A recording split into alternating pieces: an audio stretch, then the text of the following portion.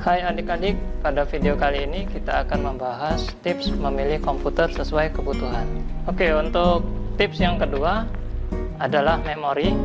Nah, memori ini sebagai media penyimpanan utama, sehingga data itu ditarik dari hard disk, terus masuk ke dalam memori, dan nanti data itu diambil oleh prosesor dari memori untuk dilakukan pemrosesan.